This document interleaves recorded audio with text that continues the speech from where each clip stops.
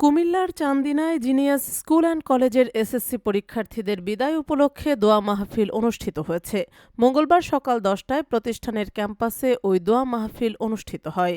এতে genius school and কলেজের principal Mohammad Tajul ইসলামের সভাপতিত্বে প্রধান অতিথির বক্তৃতা ও মোনাজাত পরিচালনা করেন বাংলাদেশ মসজিদ মিশন কুমিল্লা জেলা সেক্রেটারি মাওলানা গোলাম মাওলা ফারুকী। ভাইস প্রিন্সিপাল মোহাম্মদ ইব্রাহিম খলিলের সঞ্চালনায় বিশেষ অতিথি হিসেবে বক্তৃতা করেন বিশিষ্ট ব্যবসায়ী মোহাম্মদ সেলিমুজ্জামান, শিক্ষক হাফেজ আমির হোসেন, সীমন্তপুর উচ্চ বিদ্যালয়ের সিনিয়র শিক্ষক মোহাম্মদ ওহিদুল আলম। এ সময় আরও বক্তব্য রাখেন জিনিয়াস স্কুল অ্যান্ড কলেজের শিক্ষক মোহাম্মদ জহিরুল ইসলাম, আবদুল্লাহ আল মামুন, মোহাম্মদ ইলিয়াস উদ্দিন, পরীক্ষার্থী শারমিন আক্তার মাইশা, দশম শ্রেণীর শিক্ষার্থী হুমায়রা রহমান রোজা। দোয়া মাহফিলে প্রতিষ্ঠানের শিক্ষক, শিক্ষিকা, শিক্ষার্থী ও অভিভাবকগণ উপস্থিত ছিলেন।